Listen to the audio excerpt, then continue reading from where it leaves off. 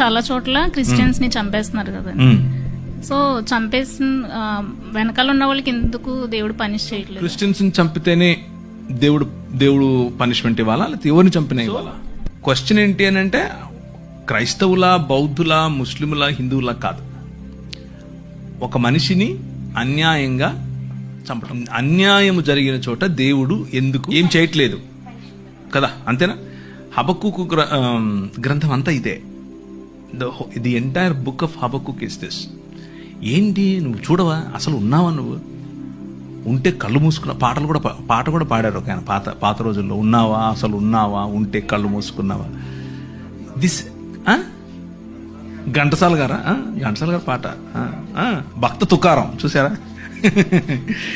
అందరు భక్తులకు ఇదే క్వశ్చన్, మీకొకరికే కాదు, ప్రపంచంలో ఉన్న అన్ని రకాల భక్తులకు ఇదే క్వశ్చన్.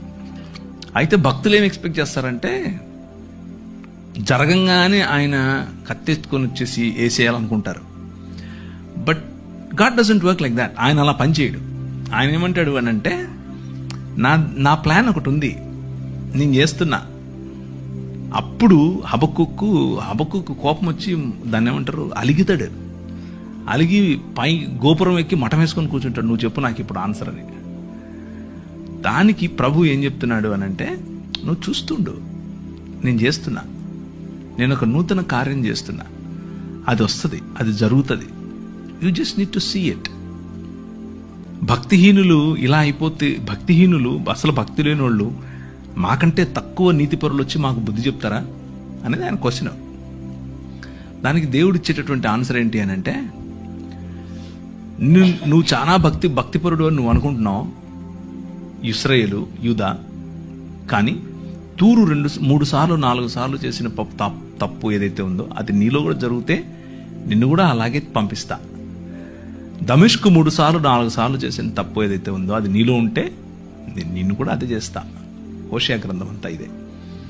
సో చిరుత పులుల వల్ల ఎగిరేటటువంటి గుర్రాలు కలిగినటువంటి కల్దీయులను లేపి మీ మధ్యకు తీసుకొస్తా. ఆ కల్దీయులు మిమ్మల్ని చెరపట్టుకొని పోతారు. మేము హింసింపబడటం నీకు ఇష్టమా అని అడుగుతాడు ఈయన. ఏంటిది ఇలా చేస్తావా అంటే, అందుకే విను జాగ్రత్తగా, నేను ఒక కొత్త పని చేస్తున్నా, నూతనమైనటువంటి పని. సంవత్సరాలు గడుచుతూ ఉండగా నీ పని నువ్వు చేయి, నన్ను క్షమించు, నాకు ఇప్పుడు అర్థమైంది. నువ్వు చేస్తున్నావు పని, యూఆర్ వర్కింగ్ బిహైండ్ ఇట్, కాకపోతే నేను అనుకుంటున్న పద్ధతిలో చేయట్లేదు.